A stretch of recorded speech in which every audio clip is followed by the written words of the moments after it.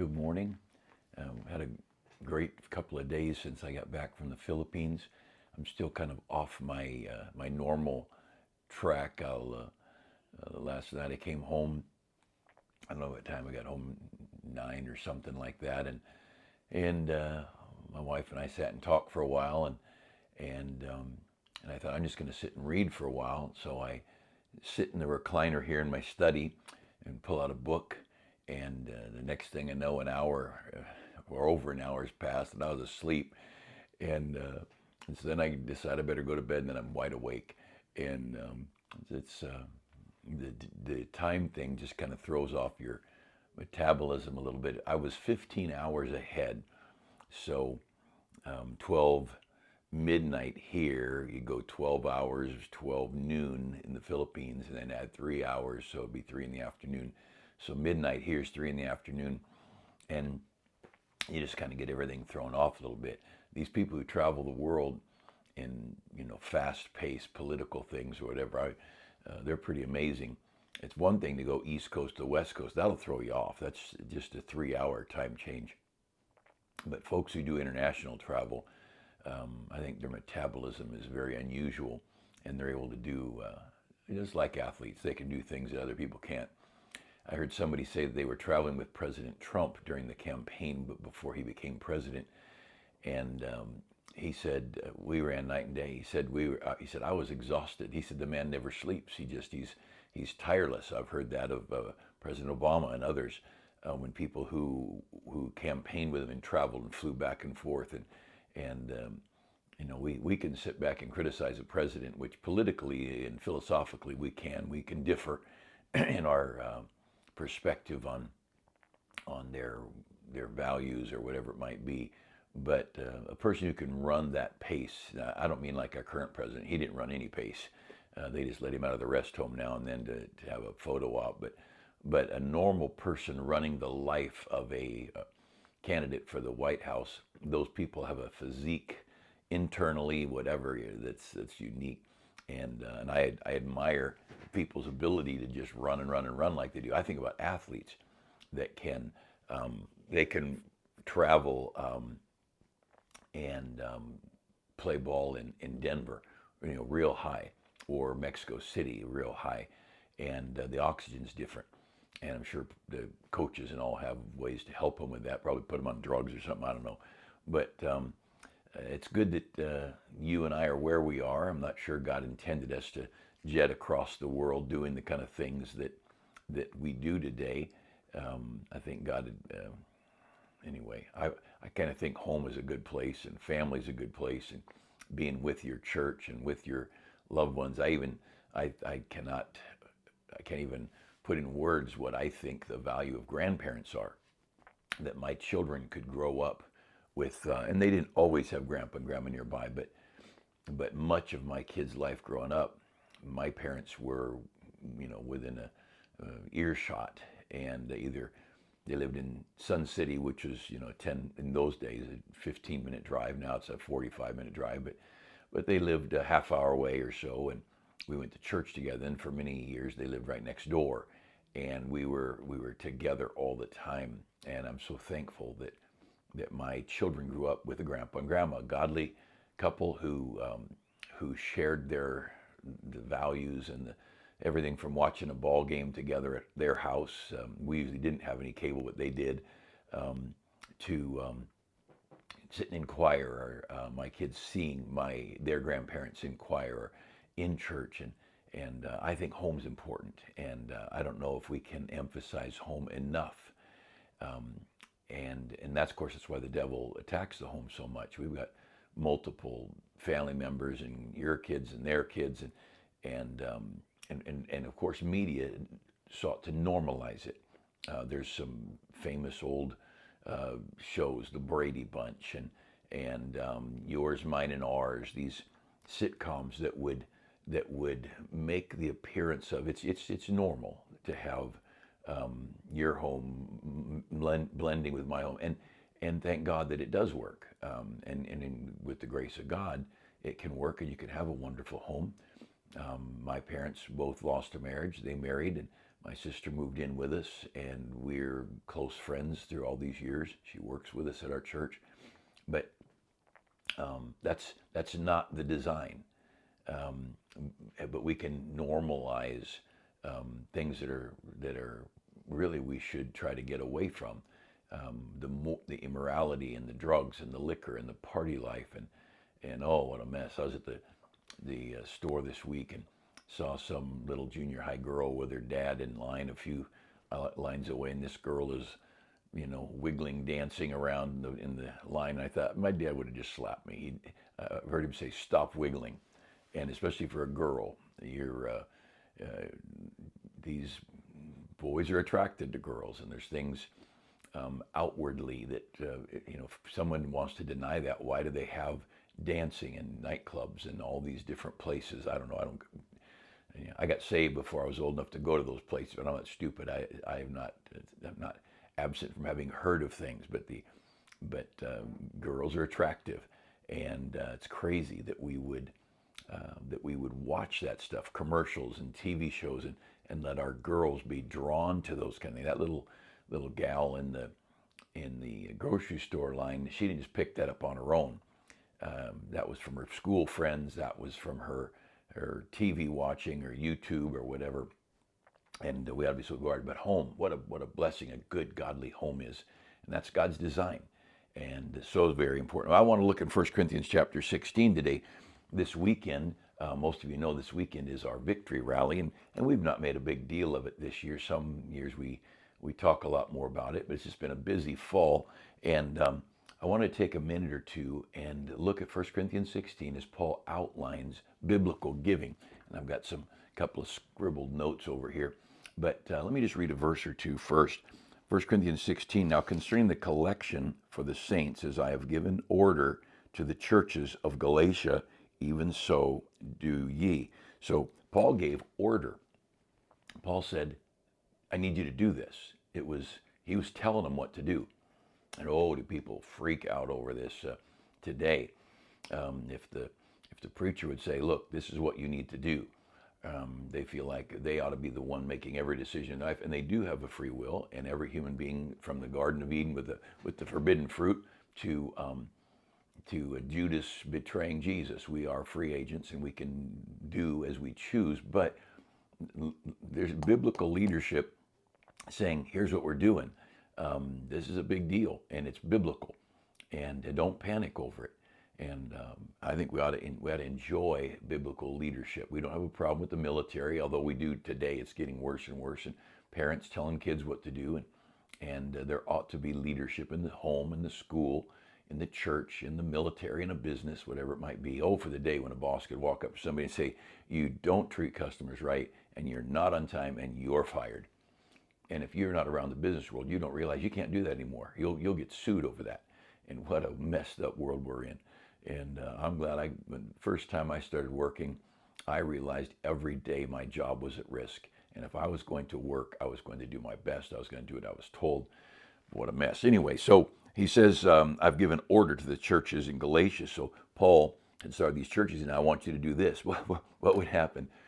We've helped start, I don't know, well over a dozen churches. I don't know how many, but if I were to send a text or an email or call over to some of the churches that we helped start, we did a huge financial part of their early days in their ministry. And if I were to say, now look, I need you to get some money together for this project I'm working, all those pastors would, most preachers would, they'd raise up like a rooster being threatened in the chicken yard. What are you doing trying to tell me what to do? And we have lost biblical Christianity in so many ways.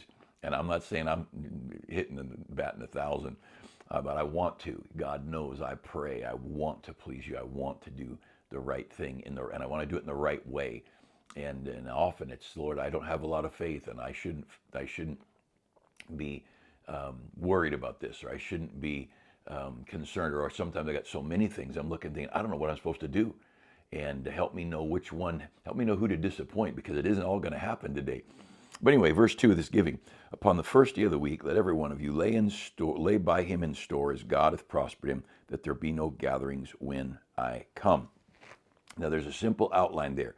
And often in the scriptures, I talk about this. There's Scripture is self-outlining. Sometimes you create an outline for a lesson, and it's a little more work. This is very simple. What's he saying in verse 2? On the first day of the week, all right, not Sunday. He said on Sunday, on the first day of the week, I want you to bring your offering. That's simple as that. Number one, on the first day of the week. And then he says, number two, he says, let every one of you. So on the first day of the week, everyone. I encourage you that are raising children, get your children in the habit of giving an offering. I've seen parents digging in their purse or their pocket to give a little child a quarter. So when they got to Sunday school class, they had an offering. And you might think, what's the big deal? The dad's putting in $100 or $200 in the offering. What's the big deal of giving their child, finding a quarter or $1 for their child? The big deal is you're creating that habit of everyone giving. This is what we do. This is church. This is God's business. This is the greatest work in all the world. And we are giving every Sunday, everyone. That's, of course, our theme for our full program, the value of one. And our kids need to understand their participation is huge. And so he says, let everyone, on the first day of the week, let everyone, and it says, lay by him in store. Lay by him in store. You know what a store is? A store is a place that all of the groceries are put, or all the auto parts are put. It's a building supply store. So those are the things that you need, and they're all laid up there, are stored. In the olden days, when you'd have a root cellar, no refrigeration, they'd sometimes dig down in the ground and have something underground that would keep the temperature cooler, and that would be their cold storage room. And you store things in the garage, or some people have a self-storage where you put things away. So the word store means you're storing up for a rainy day. So he says, let every one of you lay by him in store. So on the first day of the week, everyone should give what he has stored up. And so during the week, we ought to be on purpose planning what we're going to give on the first day of the week. This is not to say you can't give online. I know people who have an automatic withdrawal. So when the paycheck hits their bank on the 1st and the 15th, they have an automatic check written to the church that they don't even have to do. On the 2nd and the 16th, there is X dollars withdrawn and sent straight to the church bank account. I'm for that. There's nothing wrong with that. But I still think about to put something in the offering plate. Years ago, the guy doing my taxes, we were talking about taxable income and what is taxable. And he said, basically, taxable income is something that you receive in exchange for services rendered. If you do it for a remuneration for pay, that's taxable. And I said, then none of my paycheck is taxable. I said, because if I had enough money, I'd keep doing exactly what I'm doing, and I wouldn't take a paycheck. He said, no, the IRS isn't going to believe that. So you just got to keep claiming your income, which our church income and checks are all, we all run through a 1099s and W-2s and all those things, just like anybody else does. We run it we're not a business, but we run it like a business in that area. And but we the tax man told me, he said, with your giving, he said, you'd actually save money if you quit giving to the church, and then you cut your paycheck down the amount that you give. He said, it's coming out of the church's pocket into your pocket and then back into the church's pocket. And he said, it would honestly, because it's going to put you in a lower tax bracket, and then your giving would still be there in the church, and it would just, the IRS is the only one losing in that deal. Just don't tithe and cut your paycheck. And I said, all right, we'll try that. But you know what? I had to give. So what it was, I had a lower paycheck and I was still giving. I can't. I just think that is a biblical thing to be giving. And so I went back to him. I said, this isn't going to work. I can't do that. And he's a Christian. And he looked at me and said, I couldn't do it either. But it's okay. It's not wrong. And I just wanted you to know. I said, I can't. He said, I agree with you. I couldn't do it either. He felt the same way. He wanted to give. He's in heaven now. A great guy. And giving. So let the first day of the week, let every one of you lay by him in store. So we're to prepare, just like people are. These people who are storing for the apocalypse, and they're putting food and freeze dried this and this special food that'll last 25 years on the shelf and all these things, and they're storing up for that terrible day. And And I don't do this. Sometimes we'll have enough food in the house for a week or enough money in the bank for a month. But usually, if I don't get the next paycheck, we're about to start having some difficulties.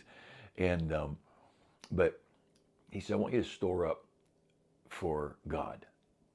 I want you to lay by Him first day of the week. Everyone lay by Him and store.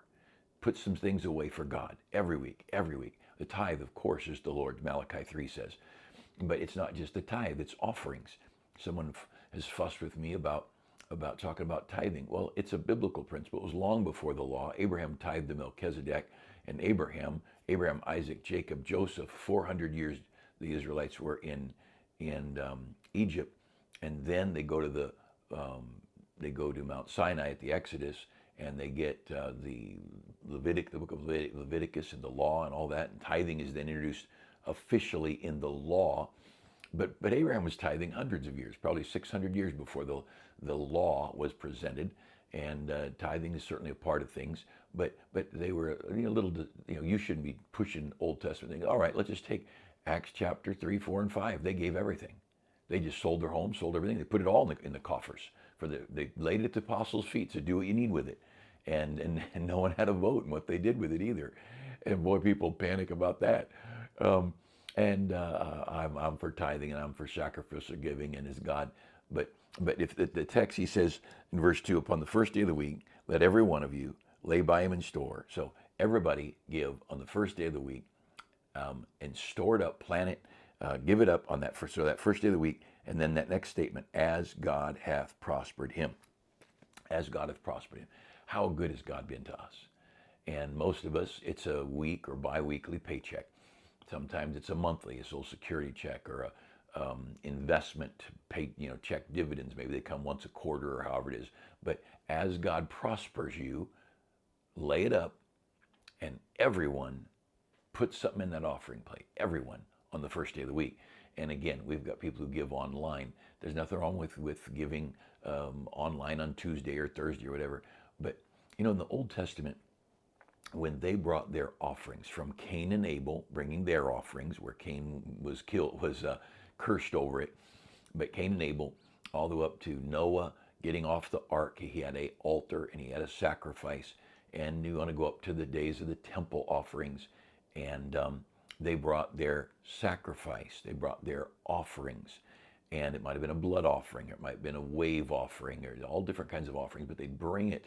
And they didn't just offer it anywhere. There were some circumstances they could do things, but mainly they would go to the temple and they'd make an offering, a sacrificial offering many times, and a regular offering. The tithe of the sheep. So a bunch of sheep are born in the spring, all right? 1 for God, 2, 3, 4, 5, 6, 7, 8, 9, 10. 11 for God, 12, 30, and the first of one. And you don't pick the good one or the bad one, whichever that one is.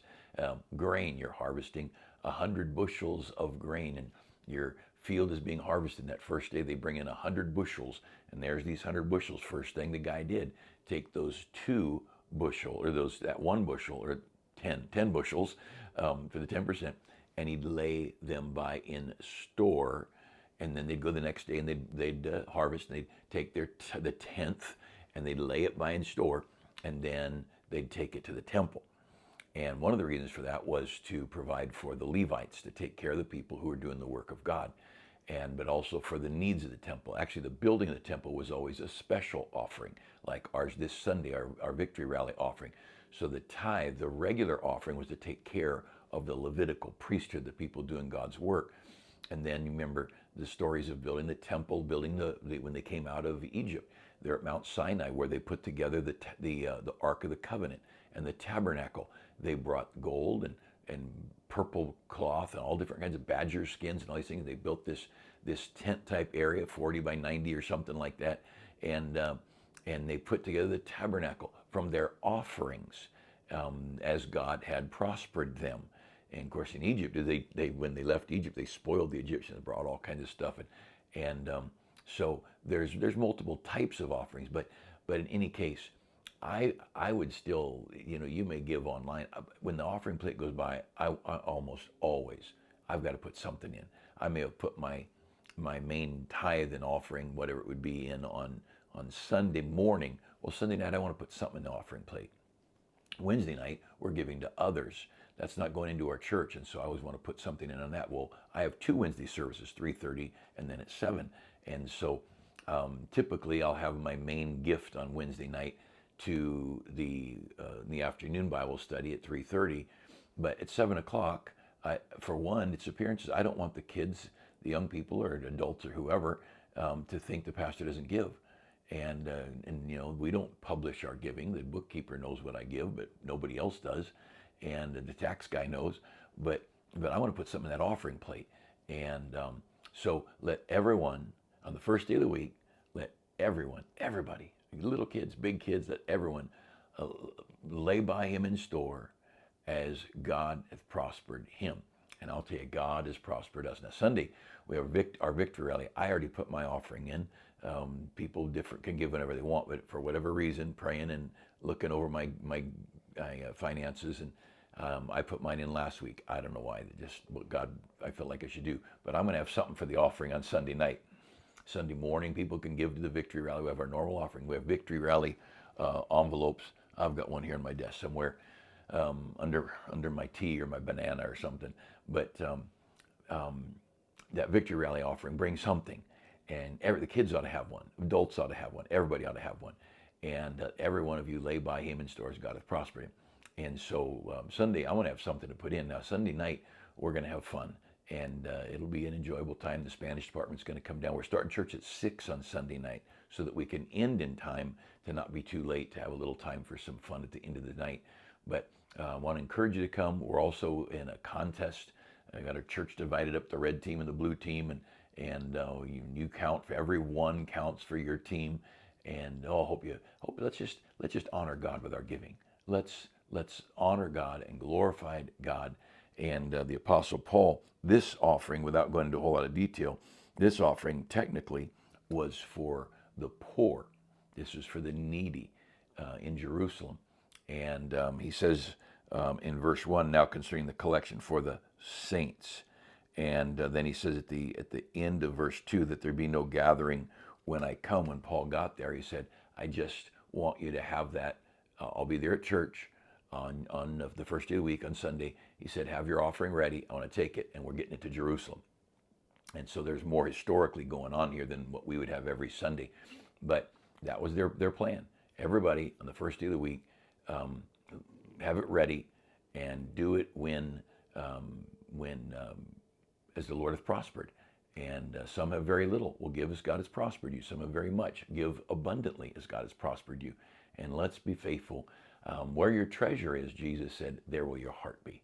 And giving is such a vital, vital thing. It's an important part.